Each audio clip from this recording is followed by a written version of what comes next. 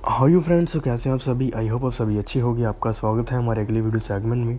आज मैं बात करूंगा इंडियन कॉन्ट्रैक्ट एक्ट के अंदर सेक्शन 27 के बारे में, जो कि कहता है agreement in strain of trade के बारे में।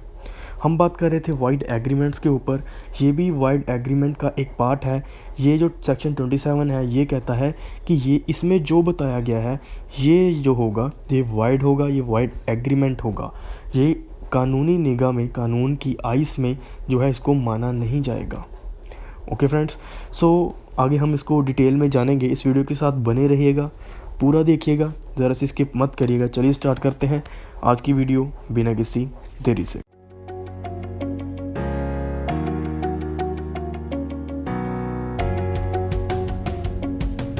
सबसे पहले फ्रेंड्स, अगर आपने हमारी पिछली वीडियोस नहीं देखी इंडियन कॉन्ट्रैक्ट एक्ट के ऊपर, तो आप उनको देख सकते हो। हमारे चैनल पे जाकर आपको प्लेलिस्ट में इंडियन कॉन्ट्रैक्ट एक्ट की प्लेलिस्ट मिल जाएगी। आप वहाँ पे जाकर जो है वीडियोस को चेक कर सकते हो। अब आ जाते हैं हम अपना मेन टॉपिक सेक्शन 27 के ऊपर। सेक्शन 27 में बताया गया है 3 words, agreement in strain of trade. सबसे पहले हम इनको जो है अलग अलग से डिफाइन करेंगे। एग्रीमेंट क्या होता है? एग्रीमेंट होता है दो लोगों के बीच जो भी प्रॉमिस हुआ होगा, ओके, कंसीडरेशन से, उसको कहेंगे हम एग्रीमेंट। रिस्ट्रेन क्या होता है? रिस्ट्रेन का मीनिंग होता है रोकना, किसी को कोई काम करने से रोकना, उसको कहते हैं रिस्ट्रेन। ट्रेड होता है व्यापार। सो उसका पूरे सेंटेंस का मीनिंग क्या बन गया, पूरे जो वर्ड है इसका मीनिंग क्या बन गया? इसमें बताया गया है कि अगर कोई एक व्यक्ति दूसरे व्यक्ति के साथ ऐसा कोई एग्रीमेंट करता है, समझौता करता है, कॉन्ट्रैक्ट करता है कि जिसमें ये आ रहा हो कि वो दूसरे पर्सन को काम करने से रोक रहा हो, वो जो एग्रीमेंट हुआ होगा दोनों के बीच, वो क्या होगा? वो वाइड होगा। ओके, सेक्शन 27 ये कहता है। अब मैं बेयर एक्ट की लैंग्वेज पढ़ देता हूँ। एवरी एग्रीमेंट मतलब कि कोई भी एग्रीमेंट, दो लोगों के बीच में जो भी समझौता हुआ है, वो by which anyone in restraint from exercise a lawful profession, मतलब कि एक बंदा दूसरे को रोक रहा है क्या करने को? अपना लॉफुल प्रोफेशन करने को। प्रोफेशन क्या होता है? जो उसके पास स्पेशल नॉलेज होती है। प्रोफेशन मतलब कि उसके पास फैशन नॉलेज होती है, लाइक वकील हो गया, डॉक्टर हो गया, ओके, उसको काम करने से रोक रहा हो। आगे हो गया ट्रेड करने से, कोई व्यापार करने से, कोई बिजनेस करने से। अगर कोई दो लोगों के बीच में ऐसा कोई एग्रीमेंट हो रहा है, ऐसा कोई कॉन्ट्रैक्ट हो रहा है जिसमें ये पता चल रहा है कि एक पर्सन दूसरे पर्सन को काम करने से रोक रहा है, तो वो एग्रीमेंट जो होगा वो क्या होगा? वो एग्रीमेंट होगा वाइड एग्रीमेंट, वो माना नहीं जाएगा। Okay, for example, A shall not carry on a trade anywhere in the country. Okay, A और बी की एग्जांपल ले लेते हैं हम, ए एंड बी। ए क्या कहता है? ए कहता है बी को कि तू मेरी लोकेलिटी में, मतलब कि मेरे आसपास कहीं पे भी तू काम नहीं करेगा। ओके, कहीं पे तू काम नहीं कर सकता। For example, A and B दो व्यक्ति हैं। ओके, ए की आइसक्रीम शॉप है। ओके, बी जो है, बी उसी के एरिए में, ए के एरिए में उसके साथ ही 2-3 दुकान छोड़कर अपनी जो है आइसक्रीम शॉप ओपन करना चाहता है। ओके, ए अगर बी जो है अपनी आइसक्रीम शॉप उसी ए की शॉप के 2-3 दुकान छोड़कर खोल लेगा, तो ए की आइसक्रीम शॉप पे क्या पड़ेगा? उसकी सेल पे क्या पड़ेगा? असर पड़ेगा। ओके, सो ए क्या करता है? ए बी को कहता है कि मैं तुझे 50,000 रुपये देता हूँ, तू अपनी शॉप यहाँ पे ओपन मत कर, कहीं और ओपन कर ले। सो बी एग्री हो जाता है। बी कहता है हाँ ठीक है, तू मुझे पैसे दे दे। बी जो है ए से पैसे ले लेता है। ओके, लेकिन वो फिर ओपन वहीं पे करता है जहाँ पे उसने पहले ओपन करनी थी, वो कहीं और पे ओपन नहीं करता। अब ए क्या करता है? ए जो है कोर्ट में जाता है। कोर्ट को कहता है कि मेरा जो बी के साथ कॉन्ट्रैक्ट हुआ था कि वो अपना काम जो है मेरे एरिया में नहीं ओपन करेगा, वो कहीं और ओपन करेगा, मैंने उसको पैसे दिए थे। ओके, अब कोर्ट क्या कहेगी? कोर्ट कहेगी जो तेरा बी के साथ एग्रीमेंट हुआ है वो वाइड एग्रीमेंट है, वो माना नहीं जाएगा, क्योंकि हम किसी को काम करने से रोक नहीं सकते कहीं पे भी। ओके, इसमें जो सेक्शन 27 है यही कहता है कि agreement in restraint of trade is void. Okay friends, so मैं आपको एक और एग्जांपल देता हूँ, केस लो देखते हैं हम इससे related. Nordenfelt versus Maxim Nordenfelt guns and ammunition company limited. इसमें क्या था, इसमें जो नोर्डेनफेल्ट था, ओके, उसका काम था मैन्युफैक्चरिंग करने का गन्स और एम्यूनेशन। ओके, गन्स मैन्युफैक्चरिंग का काम था नोर्डेनफेल्ट का। ओके, उसने क्या किया, उसने अपना business to respondent company for consideration of 2,87,500 euro. Okay, जो नोर्डेनफेल्ट था उसने अपना बिजनेस जो था वो Maxim Nordenfelt guns and ammunition company limited को बेच दिया था। कितने रुपए में बेचा था? 2,87,500 यूरो में। ओके, और उसके साथ एग्री कर लिया था कि तू 25 साल तक, he agrees that for 25 year he would not engage, मतलब कि वो 25 साल तक दो चीज़ों में इन्वॉल्व नहीं होगा। सबसे पहला वो कह रहा था तू कोई भी ट्रेड नहीं करेगा, कोई भी ट्रेड नहीं करेगा, किससे रिलेटेड? गन्स के रिलेटेड, मैन्युफैक्चरिंग के गन से रिलेटेड।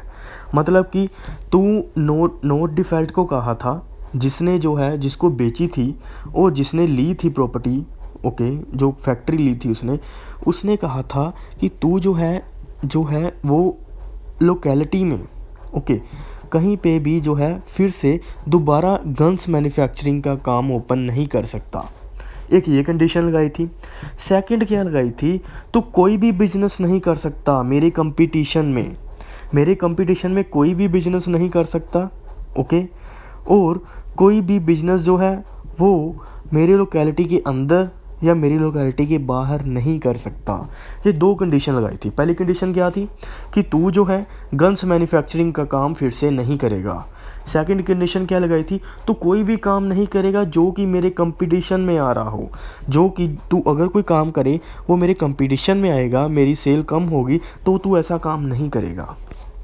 ओके, इसमें क्या हेल्ड हुआ था, इसमें ये हेल्ड हुआ था जो इसने पहली कंडीशन लगाई थी कि तू फिर से जो है मैन्युफैक्चरिंग ऑफ गन्स का काम नहीं करेगा। ये कंडीशन क्या होगी, ये कंडीशन वैलिड होगी। एंड जो उसने दूसरी कंडीशन लगाई थी कि तू कोई भी काम नहीं करेगा, ये कंडीशन क्या होगी, ये कंडीशन होगी वाइड कंडीशन। और जो सेकंड वाली कंडीशन होगी उससे पता चलेगा एग्रीमेंट वाइड है, जो फर्स्ट वाली कंडीशन होगी उससे पता चलेगा ये एग्रीमेंट वैलिड था। तो ये जो एग्रीमेंट होगा ये पार्शली वैलिड होगा, पार्शली वाइड होगा। ओके फ्रेंड्स, सो आप कहोगे अब सर कि आपने कहा था कि कोई भी अगर हमारे काम को रोकने के लिए अगर कोई ऐसी कंडीशन लगाता है, हम ऐसा कोई कॉन्ट्रैक्ट कर लेते हैं हमारे साथ, तो वो क्या होगा, वो वाइड होगा। फिर इसमें जो पहली कंडीशन है कि तू मैन्युफैक्चरिंग ऑफ गन्स का काम नहीं करेगा, तो वो कैसे वैलिड हो गया? ओके, सो देखिए फ्रेंड्स, देखिए स्टूडेंट्स, कि इसमें एक एक्सेप्शन है। एक्सेप्शन क्या है? Soul of goodwill. मैंने आपको बताया था कि अगर हम किसी के साथ कॉन्ट्रैक्ट करते हैं कोई काम करने को रोकने के लिए, कोई बिजनेस को रोकने के लिए, अगर हमने उसके साथ कोई कॉन्ट्रैक्ट कर लिया, उसको हम कह रहे हैं कि तू ये काम नहीं करेगा, ये बिजनेस नहीं कर सकता, ओके, तो वो वाइड होगा। अगर हमने उसको अपना बिजनेस सोल्ड कर दिया, अपना ही बिजनेस उसको दे दिया, ओके, और वो हमारा बिजनेस ही जो है संभालने लग गया, ओके, तब जो है हम उसको ये नहीं कह सकते कि तू जो, तब जो है हम उसको कह सकते हैं कि तू आसपास, हमारे आसपास जो है वो सेम बिजनेस ओपन नहीं करेगा। अगर तूने सेम ओपन बिजनेस किया तो ऐसे जो है हमारी गुडविल पे असर पड़ेगा जो तूने हमें बेची है। ओके, गुडविल क्या होता है? गुडविल होता है उनकी रेपुटेशन, उनका जो नाम बना हुआ होगा मार्केट में। फॉर एग्जांपल अगर कोई कंपनी है, फॉर एग्जांपल कोई बर्गर की शॉप है, ओके, कोई बर्गर की शॉप है, उसका कोई नेम बना हुआ है कि हाँ ये बर्गर की शॉप बहुत मशहूर है यहाँ पे, ओके, और वो बर्गर वाला जो है वो अपनी शॉप पूरी की पूरी किसी और को बेच देता है और सेम नाम से बेचता है, सेम नेम सेम रहेगा, लेकिन उसका मालिक बदल जाएगा। वो अपना पूरी गुडविल सोल्ड कर देता है, एज ए बिजनेस भी सोल्ड कर देता है और गुडविल भी सोल्ड करता है। गुडविल मीन्स होता है नाम, जो नाम बना होता है मार्केट में, वो भी सोल्ड कर देता है। अगर उसने नाम सोल्ड कर दिया तो जिसको सोल्ड किया है वो उससे ऐसा कह सकता है कि तू आस पास हमारे जो है वो काम नहीं कर सकता, वो ऐसी कंडीशन लगा सकता है। वो कंडीशन क्या होगी? वो कंडीशन वैलिड होगी। अगर उसको कहता है कि हाँ, अगर उसको जो जिसको उसने सेल किया है वो उसको ये कह सकता है कि तू हमारे आसपास सेम बिजनेस नहीं करेगा, लेकिन वो उसको ये नहीं कह सकता कि तू हमारे आसपास कोई भी बिजनेस नहीं करेगा। वो उसको ये नहीं कह सकता। वो उसको ये कह सकता है अगर किसी ने गुडविल सोल्ड की होगी। गुडविल वैसे की एक एक्सेप्शन है इस सेक्शन की। हम अगर गुडविल सोल्ड करते हैं किसी को तो वो व्यक्ति जो है हमारे ऊपर कंडीशन लगा सकता है कि तू यहाँ पे जो है व्यापार नहीं करेगा, सेम बिजनेस नहीं करेगा। कोई और बिजनेस कर सकता है, सेम बिजनेस नहीं करेगा जो तूने मुझे सोल्ड किया है। ओके, कोई और कर सकता है, किसी और बिजनेस पे कोई भी पाबंदी नहीं है, कोई और कर सकता है लेकिन सेम नहीं कर सकता। ओके फ्रेंड्स, ये था सोल्ड ऑफ गुडविल की एक्सेप्शन भी जो 27 के अंदर आ रही थी। ये भी मैंने आपको इसी में समझा दी, इसी केस में समझा दी। इस केस का नाम मैं फिर से ले लेता हूँ, Nordenfelt versus Maxim Nordenfelt guns and ammunition company limited. Okay, अब बात आती है इसमें बस जो सेक्शन 27 है इसमें एक एग्जांपल दी गई थी सेल ऑफ गुडविल की, लेकिन अगर हम कॉन्ट्रैक्ट 1 की बुक पढ़ेंगे डॉक्टर R.K. बांगिया की, सो उसमें कुछ और एक्सेप्शंस भी दी गई हैं। और एक्सेप्शंस मीन्स उसमें एक एक्सेप्शन दी गई है under the partnership act, under the Indian partnership act 1932, उसमें भी कुछ एक्सेप्शन दी गई हैं। फॉर एग्जांपल, दो पार्टनर्स हैं किसी एक फर्म के, एक कंपनी है उसके दो पार्टनर्स हैं। ओके, उन दोनों पार्टनर पे ये कंडीशन होगी कि वो फर्म के बिजनेस को छोड़कर कोई और बिजनेस नहीं कर सकते। ओके, उनके भी ट्रेड पे जो है पाबंदी लग सकती है। वो किस पे लग सकती है? वो इंडियन पार्टनरशिप एक्ट के द्वारा लगाई गई एक्सेप्शन से लग सकती है। ओके, वैसे जो होंगे, वैसे जो एग्रीमेंट होगा, अगर काम करने से कोई एग्रीमेंट रोक रहा है तो वो क्या होगा? वो वाइड होगा। अगर जो एक्सेप्शंस की बात कर रहा हूँ अगर उनमें आ गई तो फिर वो जो है काम करने से व्यक्ति जो है रोक सकता है हमें। ओके, एक क्या हो गई? एक सोल्ड ऑफ गुडविल थी। अगर वो अपना नाम ही हमें बेच गया तो हम उसको कह सकते हैं कि तू यहाँ पे काम नहीं कर सकता, हम उसके ऊपर कंडीशन लगा सकते हैं। दूसरा, पार्टनरशिप का केस आ गया। दो पार्टनर थे, वो दो पार्टनर थे, फर्म उनके ऊपर रिस्ट्रिक्शन लगा सकती है, तुम कोई और काम नहीं कर सकते, तुम्हें जो है यही काम करना पड़ेगा, फर्म का काम करना पड़ेगा, कंपनी का काम करना पड़ेगा, तो क्योंकि तुम उस कंपनी के क्या हो? पार्टनर हो। ये एक सेकंड एक्सेप्शन आ गई। ओके, ये मेंशन है इंडियन पार्टनरशिप एक्ट 1932 के अंदर, ना कि इंडियन कॉन्ट्रैक्ट एक्ट 1872 के अंदर। 1872 के अंदर बस एक एक्सेप्शन थी, लेकिन जो अब अगर हमने डीपली पढ़ना है तो हमें जो है वाइड एग्रीमेंट के सेक्शन 27 स्टेन ऑफ ट्रेड की बाकी भी एक्सेप्शन पता होनी चाहिए। हमने दो एक्सेप्शन की बात कर ली, एक हो गई सेल ऑफ गुडविल, सेकेंड है इंडियन पार्टनरशिप एक्ट, पार्टनर्स के ऊपर भी रिस्ट्रिक्शन हो सकती है, हम ऐसी रिस्ट्रिक्शन लगा सकते हैं, कंडीशन लगा सकते हैं, वो एक एक्सेप्शन है पार्टनरशिप एक्ट के अंदर। अब थर्ड एक्सेप्शन कहाँ पे दी गई है? थर्ड एक्सेप्शन दी गई है स्पेसिफिक रिलीफ एक्ट 1963 के अंदर। उसमें क्या कहा गया है? उसमें कहा गया है service under which an employees agree that he will serve a particular employer for a certain duration and that will not serve anybody else during that period, it is a valid. For example, अगर कोई आपके पास कोई बंदा आता है, वो आपको कहता है कि मैं आपको 5 साल के लिए अपनी सर्विस दूंगा, कोई भी सर्विस हो सकती है। फॉर एग्जांपल, आपके पास कोई सर्वेंट आता है, आपका सर्वेंट आता है, नौकर आता है, नौकर कहता है कि मैं आपको 5 साल तक मैं आपकी जो है नौकरी करूंगा, आपके पास 5 साल तक नौकरी करूंगा। ओके, और मैं कहीं पे नहीं जाऊंगा, आप मेरे साथ एग्रीमेंट कर लो। वो उसके साथ क्या कर लेता है? वो उसके साथ एग्रीमेंट कर लेता है। ओके, सो इसमें हम ये नहीं कह सकते कि हम उसके फ्रीडम ऑफ ट्रेड पे क्या लगा रहे हैं? पाबंदी लगा रहे हैं। वो भी एक एक्सेप्शन आती है स्पेसिफिक रिलीफ एक्ट के ऊपर। ओके, स्पेसिफिक रिलीफ एक्ट क्या कहता है? स्पेसिफिक रिलीफ एक्ट कहता है कि अगर आपने किसी के साथ प्रॉमिस किया है तो उसको पूरा करो। ओके, उसको पूरा करो। जैसे कि 5 साल के लिए वो आपका क्या बन गया? सर्वेंट बन गया। ओके, अब वो क्या करता है? वो 3 साल के बाद अपनी नौकरी छोड़ देता है, वो कहीं और पे नौकरी करने लग जाता है। तो हम क्या कह सकते हैं? हम कोर्ट में जाकर कह सकते हैं कि इसने हमारे साथ 5 साल का एग्रीमेंट किया था, लेकिन इसने बस 3 साल के लिए काम किया, सो उसको वहाँ पे काम करने ना दिया जाएगा, उसके ऊपर इंजेक्शन लगा दी जाए, उसको वहाँ पे भी नौकरी ना मिले, उसको वहाँ पे भी काम ना मिले, उसको हमारे पास ही काम करना पड़ेगा, 5 साल के लिए काम करना पड़ेगा। आपने देखा होगा फ्रेंड्स कि बड़ी बड़ी कंपनियां होती हैं, वो बॉन्ड फिल करवा लेते हैं जब किसी को प्लेसमेंट देते हैं ना, वो तो बॉन्ड फिल करवा लेते हैं 5 साल का, 3 साल का। ओके, तो हम उनके ऊपर केस नहीं कर सकते कि इन्होंने हमारा जो ट्रेड का जो हमारा, जैसे मैंने अभी बताया 27 के अंदर, अगर हम किसी के ऊपर ट्रेड के ऊपर, व्यापार के ऊपर, या फिर उसको प्रोफेशन के ऊपर कोई ऐसी कंडीशन लगा देते हैं कि जिससे ऐसा लग रहा है कि उसका काम रुक रहा है, ओके, तो वो कंडीशन वाइड होगी। लेकिन अगर जो पर्सन है वो अपनी मर्जी के साथ एग्री कर रहा है, हाँ ठीक है मैं आपको 5 साल के लिए आपके पास रहूँगा, उससे प्रॉमिस कर लेता है, तो वो व्यक्ति को फुलफ़िल करना पड़ेगा। ओके, वो पूरे 5 साल होने के बाद ही वो कहीं और पे जा सकता है, वैसे नहीं जा सकता। वो ऐसा बॉन्ड फिल करवा लेती है बड़ी बड़ी कंपनी, ताकि जो व्यक्ति है वो किसी और के पास ना जा पाए। ओके फ्रेंड्स, अब इसमें एक केस डिस्कस कर लेते हैं, चार्ल्स वोर्थ वर्सेस मैकडोनाल्ड। ये केस था।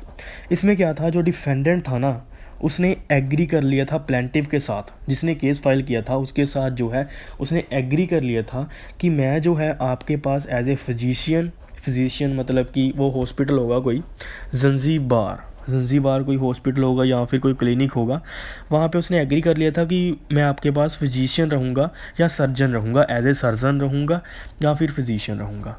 ओके, उसने क्या किया था? उसने 3 साल के लिए जो था उसके साथ एग्रीमेंट कर लिया था। ओके, और उसमें एग्रीमेंट में ये भी लिखा हुआ था कि वो अपनी प्रैक्टिस नहीं करेगा, वो अपने आप प्रैक्टिस नहीं करेगा या फिर हॉस्पिटल के बाहर प्रैक्टिस नहीं करेगा, वो हॉस्पिटल में ही प्रैक्टिस करेगा 3 साल के लिए। ओके, फिर उसने क्या किया? फिर उसने 1 साल के बाद जो है वो काम छोड़ दिया। ओके, काम छोड़ दिया, अपना काम करने लग गया। ओके, इसमें क्या किया? इसमें फिर वो कोर्ट के पास गया, उसके कोर्ट को कहा कि इसने मेरे से 3 साल के लिए जो है वो एग्रीमेंट किया था कि मेरे पास ही रहेगा, एज ए सर्जन रहेगा। ओके, तो कोर्ट कहती हाँ ये आपको स्पेसिफिक परफॉर्मेंस करने के लिए कहा जा रहा है। वो कोर्ट ने डिफेंडेंट को कहा था कि आप जो है वापस चले जाओ, क्योंकि आपने उसके साथ 3 साल के लिए एग्रीमेंट जो है वो साइन किया था। ओके, सो फ्रेंड्स, ये था थर्ड एक्सेप्शंस जो कि मेंशन है स्पेसिफिक रिलीफ एक्ट 1963 के अंदर। अब बात आती है सोलस एग्रीमेंट की। सोलस एग्रीमेंट भी जो है वो रिस्ट्रेन ऑफ ट्रेड की एक एक्सेप्शन है। ओके, सोलस एग्रीमेंट में हम कोई कंडीशन लगाते हैं, वो भी कंडीशन किसी को काम करने से रोक दी होती है, और वो कंडीशन क्या होती है? वैलिड होती है। एक्सेप्शन में वैलिड होंगी, वैसे क्या होंगी? वो वाइड होंगी। सोलस एग्रीमेंट होता क्या है? सोलस एग्रीमेंट होता है exclusive dealing agreement. Exclusive dealing agreement मतलब कि जहाँ पे सेलर या मैन्युफैक्चरर जो है वो बायर के साथ ऐसा कॉन्ट्रैक्ट करते हैं कि मैं तुझे अपना सारा प्रोडक्ट दिया करूँगा।